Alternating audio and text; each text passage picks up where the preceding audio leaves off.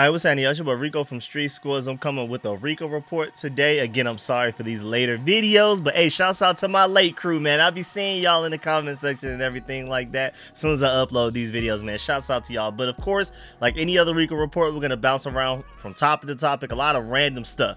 Most notably, Jaylen Ramsey potentially going to get traded in June.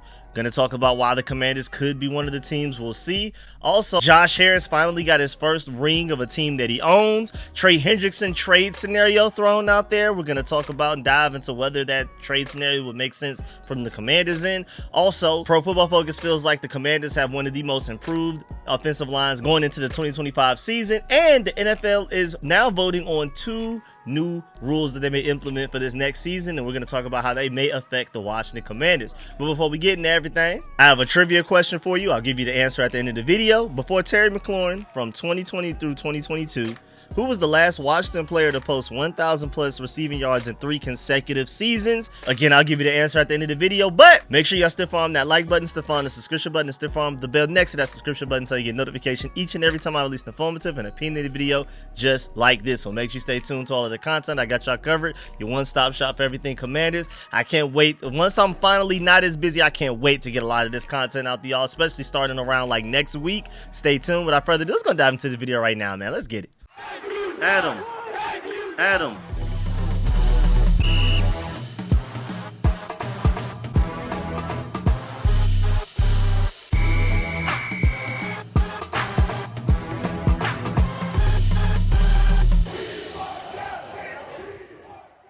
Let's start with Jaylen Ramsey. According to Adam Schefter and Fly Sports Buzz, there's more interest in Jaylen Ramsey than people realize, and a trade could happen in June. Another report came out and said that the relationship between the Miami Dolphins and Jaylen Ramsey is viewed as, quote, unrepairable, unquote. And a trade is more about when and not an if. That's really interesting. So it sounds like Jaylen Ramsey is on the move inevitably from the Miami Dolphins. You even have a Miami Dolphins reporter saying the Dolphins have $14 million in cap space and would have 24 if they were able to trade Jaylen Ramsey for a 2026 pick after June 1st. So any Fins decisions on remaining undrafted free agents is not driven by cap space, but the money value they put on each undrafted free agent. Of course, they can carry over unused space the next year, but basically his point is from all of that is that they trade Jaylen Ramsey is not because they need the money. It's just because Jaylen Ramsey's not happy being there. They're not happy having him anymore.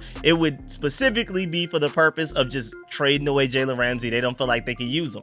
But it would not be like a cap cut, a cap trade, any type of situation like that. We're like, okay, we're trying to gain this cap space to potentially make another move. Nah, they're pretty much chilling how they are right now. But Outkick's Armando Salguero reported back on April 24th that the Commanders have reached out to the Miami Dolphins about a possible trade for the 3-time NFL All-Pro cornerback Jaylen Ramsey, who has indicated that he prefers his next team to be a title contender, one of those title contenders. Speaking of title contenders, quote, the Dolphins have talked to the Rams, Falcons, Lions, Commanders, Eagles, and others.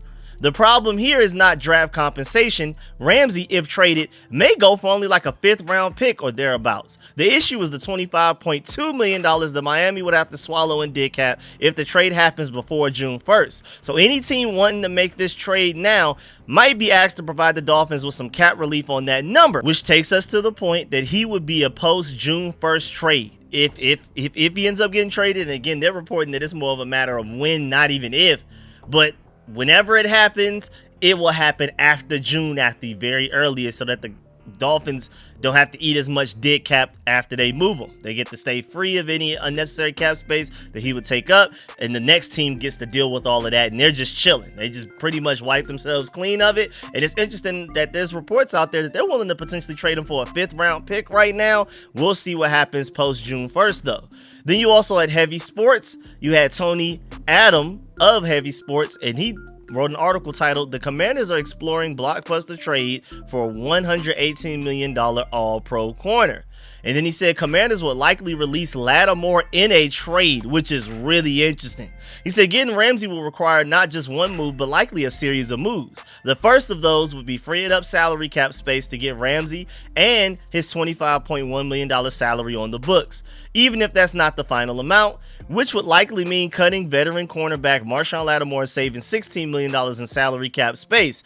Then there's what Ramsey brings back in a trade. In this case, the Dolphins want a draft pick, which the Commanders, mind you, only have 5 this year. But again, there's reports that maybe he's only going for a 5th round pick. But to step away from this article, I don't like the idea of having to cut Marshon Lattimore or even include him in that trade. I prefer to stick with Marshon Lattimore and see what he has in the tank. I think a fully healthy offseason and an entire offseason to fully learn the defense and everything, the ins and outs and everything like that, gain chemistry with the guys in the secondary around them, because chemistry and communication is a huge part of secondary play.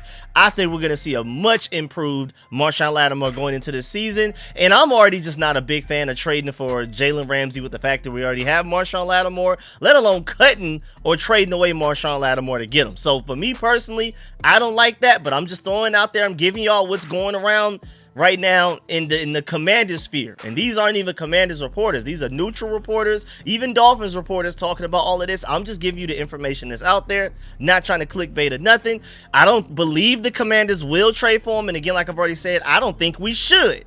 But I'm just throwing that out there that the Commanders have reportedly called the Dolphins about Jaylen Ramsey. Who knows where this is going to go? But the whole point of this is that we won't know anything until June.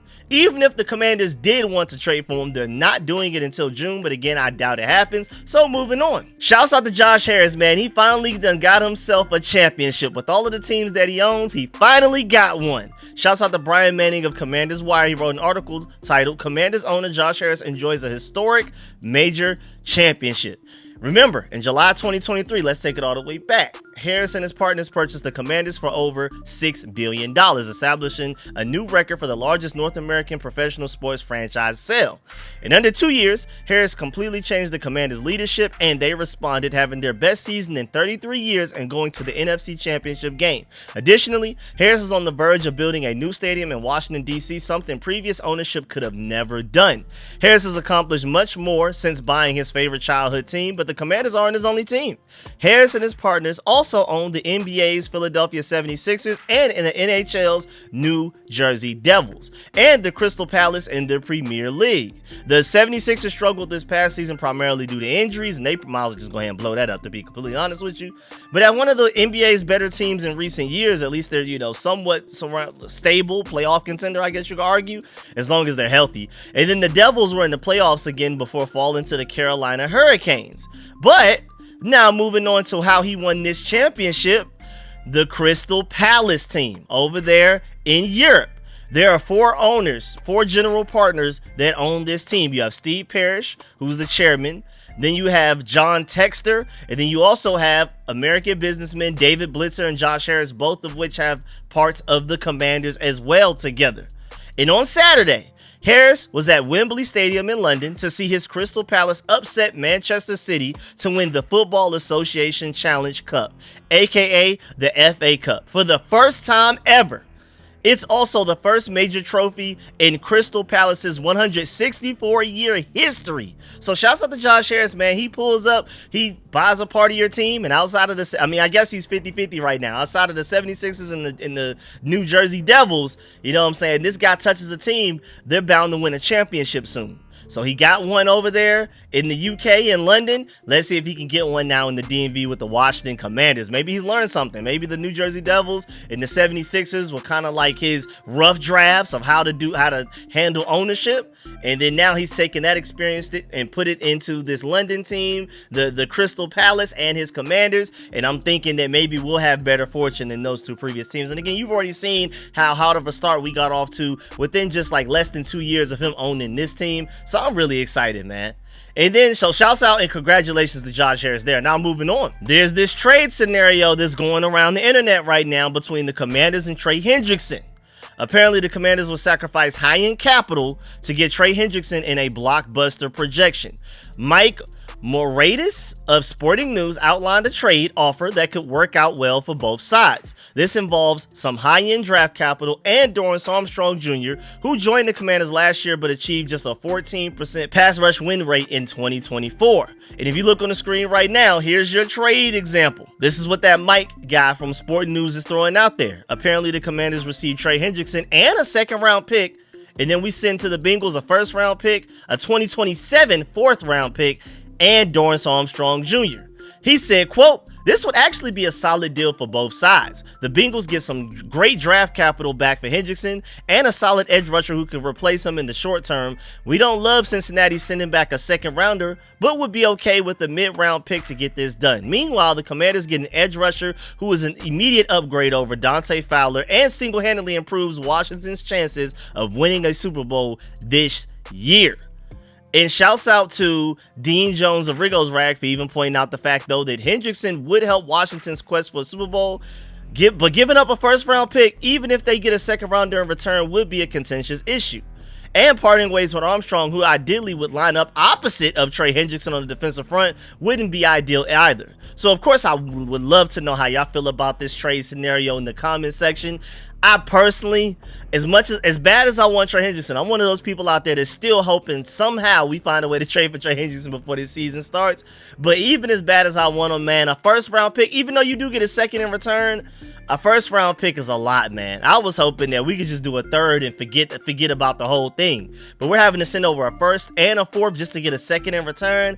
And then you got to send Dorrance Armstrong as well, who, again, right now is one of your starting edge rushers. I'm assuming, as of right now, how the depth chart is set up, Dietrich Wise is probably going to be a starting edge rusher opposite of Dorrance Armstrong. But Dorrance Armstrong is the only definitive edge rusher we have on this entire roster right now, where I know he's one of our starters. If you have to trade him away to get Trey Hendrickson, now granted, you become way better at rushing the passer. You've gotten an extreme upgrade over Dorrance Armstrong. But now who starts opposite of Trey Hendrickson? I guess it would be Dietrich Wise. You could throw in Jacob Martin in there, who we brought over from the Browns as like a situational pass rusher. I think Javon Kinlaw is going to play a lot of defensive tackle, but even some edge rusher in certain packages, in certain situations as well.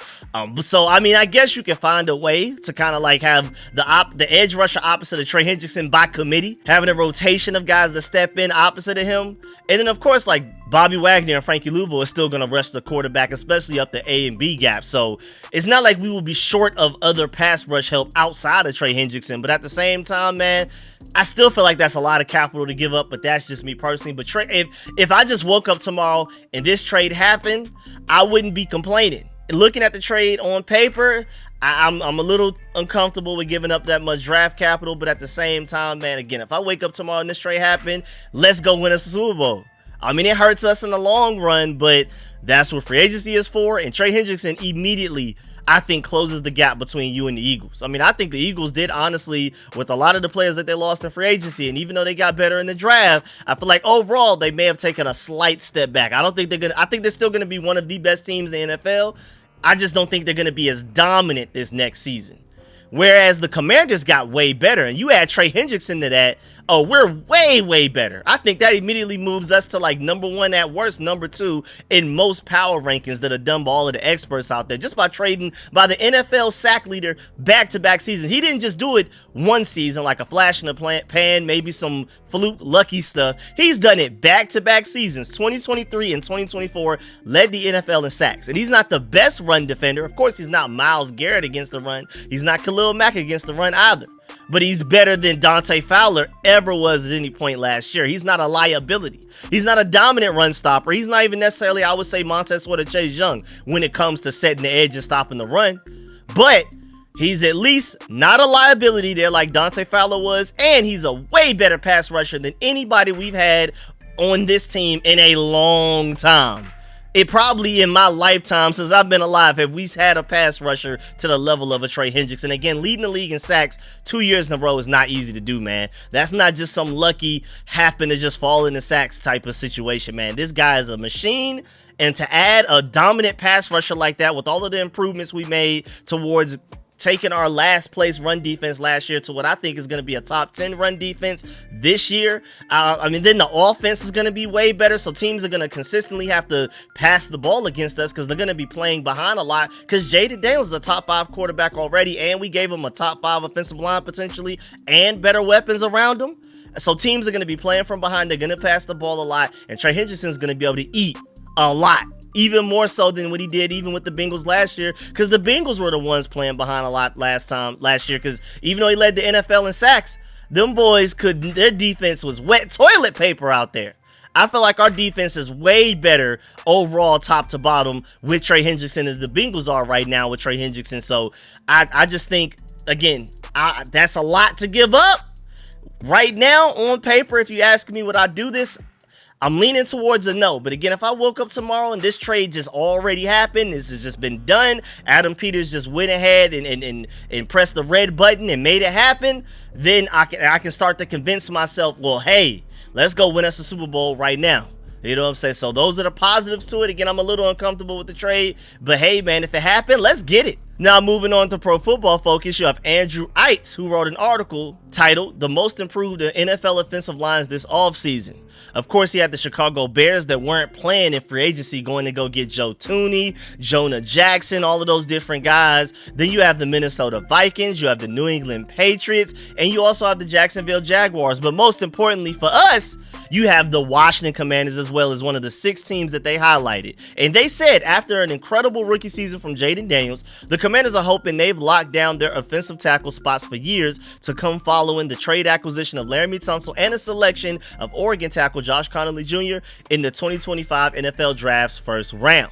Even though the Texans' offensive line struggled last year, Tunsil still managed to earn an 89.1 Pro Football Focus pass blocking grade with all of the mess that was going on around him, marking his 5th season with a Pro Football Focus pass blocking grade of 84.9 or better. This guy's a top 3 tackle in the NFL, y'all. While Tunsil did struggle with penalties in 2024, and I blame way more of that on just the overall offensive line around him and him trying to overcompensate for the bad that was around him and next to him. He should bring some much needed stability to the Commanders' offensive line for at least the next 2 seasons.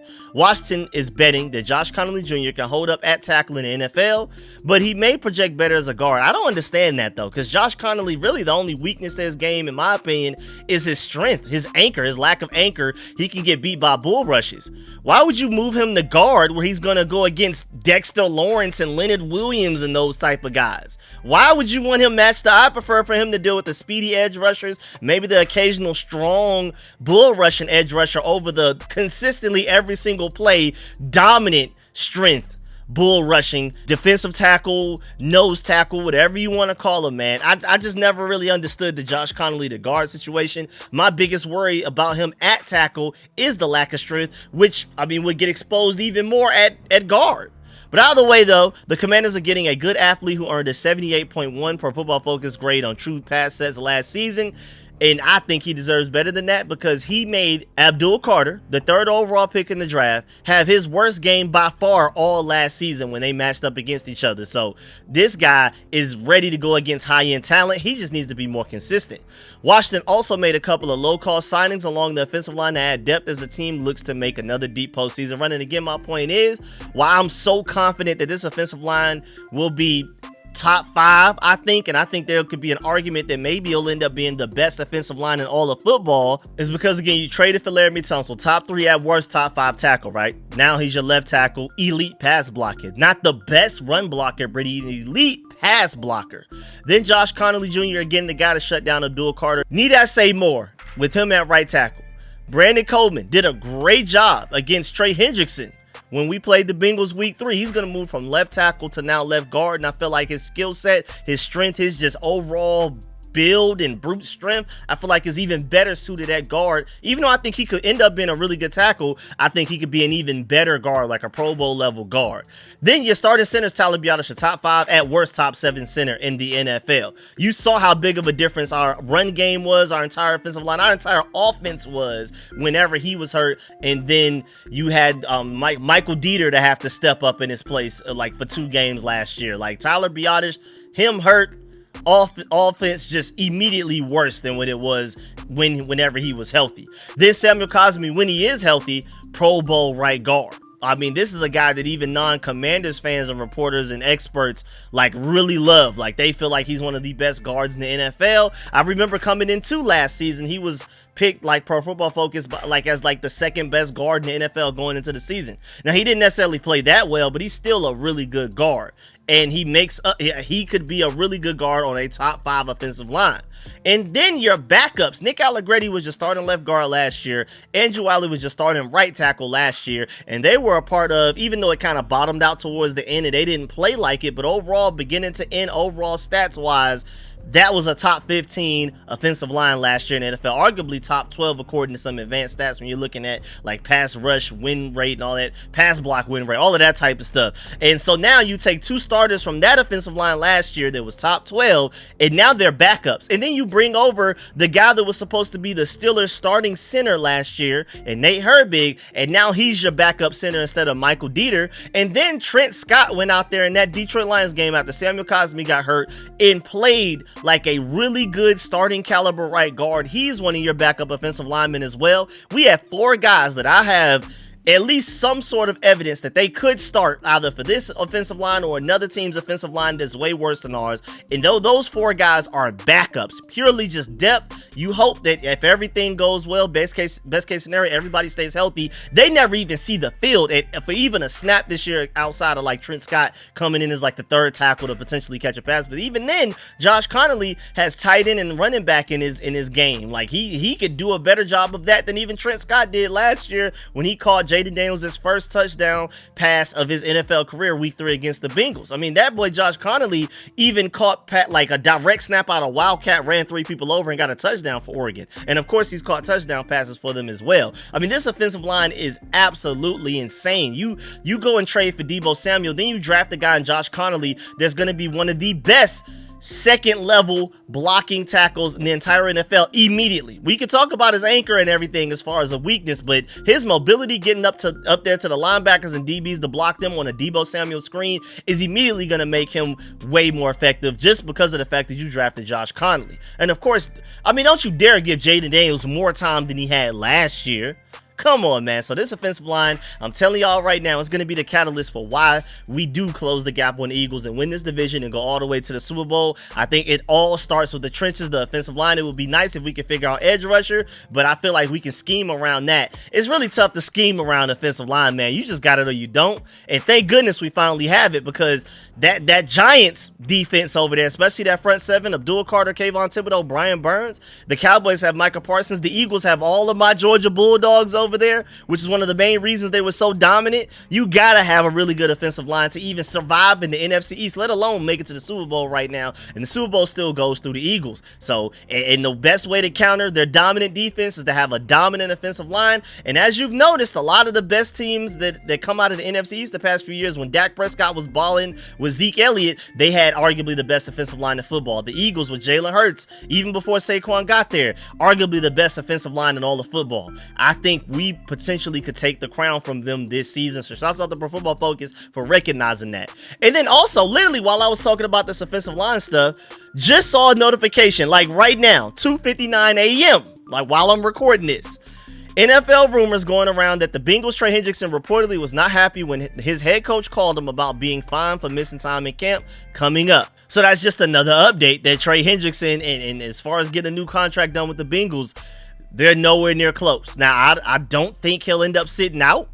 I think that's like a weird situation because, you know, the contract would just accrue, and then technically he's in the last year of his deal right now. But if he were to sit out this year, he would be in the last year of his deal again next year in 2026. The contract would just transfer into the next season. Unless there's like, I believe there is that rule where if you just play half the game. So I guess he could try to force his hand that way and gain some leverage to where, hey, Bengals, I'm only going to give you half the games this season. Find me whatever you do. But I'm going to make sure this contract counts so I can be a free agent next year. And I'm going to also try to sell y'all's chances of going to the Super Bowl right now, because the Bengals are in win now mode right now. Joe Burrow's not getting any younger. Jamar Chase, T. Higgins, none of those guys are getting any younger. You're paying them huge huge money. They want to win right now. I mean, of course, every franchise is trying to build towards the future and the present as well. But the Bengals are definitely one of the more win right now teams in the NFL. And hey, Trey Hendrickson may be able to gain some leverage right there with showing them. I mean, our defense, the defense was atrocious last year with me leading the NFL in sacks. Imagine how bad it's going to be when I'm not out there. And Sam Hubbard retired. And to make it even worse, your first round pick, Shamar Stewart out of Texas A&M, is holding out because of a contract dispute. As a draft pick, he's pulling a Joey Bosa. I think it was Joey Bosa with the Chargers when he came out as a rookie that he had that contract dispute and he was holding out. Of course, we're all assuming that he'll eventually sign. But man, the Bengals, y'all just can't get nothing right now. Outside of paying your 2 receivers, nothing else has gone right now. I mean, y'all the same people that drafted Jermaine Burton last year, and not only I, but most people were screaming, don't do it. He's going to come in as a head case, be a huge distraction, and is going to be way more trouble than he's worth. And look at him. So, Bengals, good luck.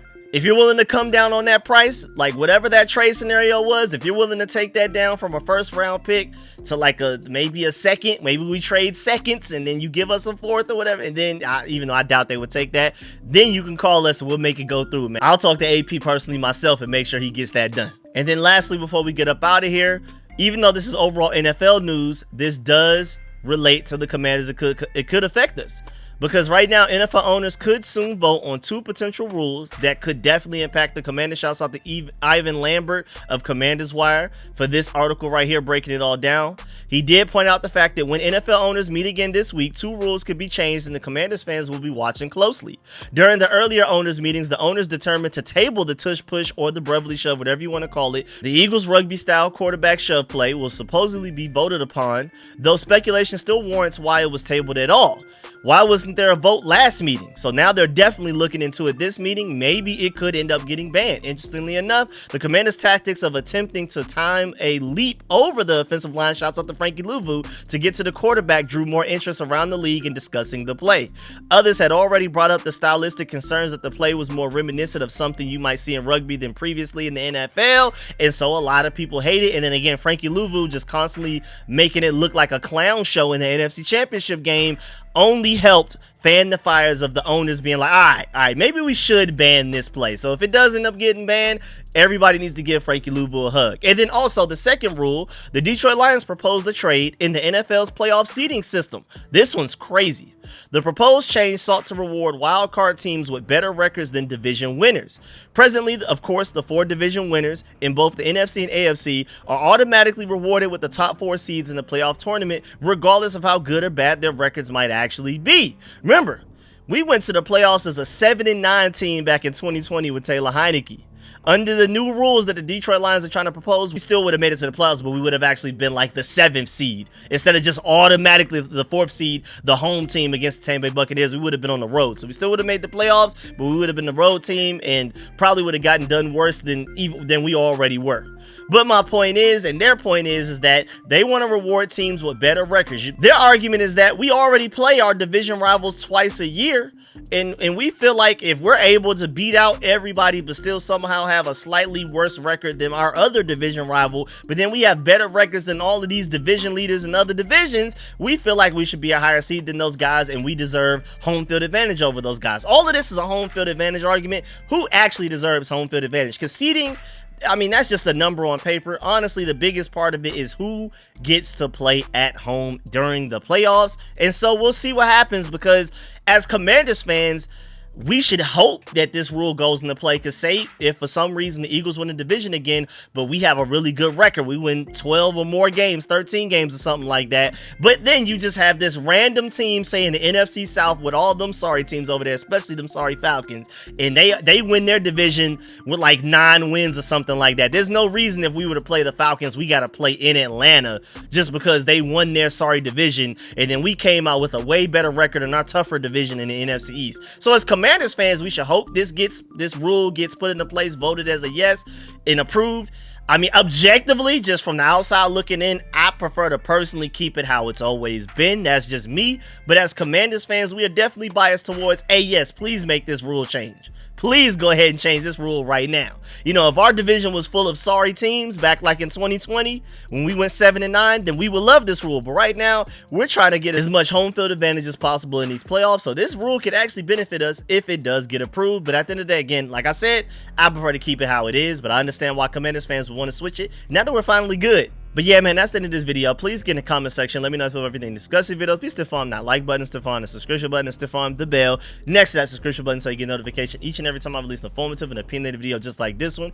Really appreciate y'all for supporting the videos, man. Especially if you made it this far in the video, I salute to you. And the answer to your trivia question was Henry Ellert from 1994 through 1996. If you already knew that off the top of your head, real ball knower. Shouts out to you, man. And again, make sure y'all leave a like on the way out, and I really appreciate y'all, man. Let me know in the comment section how you feel about everything discussed in the video. How do you feel about us potentially trading for Jaylen Ramsey? How do you feel about Josh Harris finally getting the ring and what that could potentially mean for the Commanders, where like the 76ers and the Devils, maybe those were just science experiments, you know, the crash test dummies. Now his newer teams are the ones that he's going to take the best care of and that they're going to be more successful. Let me know how you feel about that. Of course, let me know how you feel about the Trey Hendrickson trade scenario that I gave you from Mike Moradis.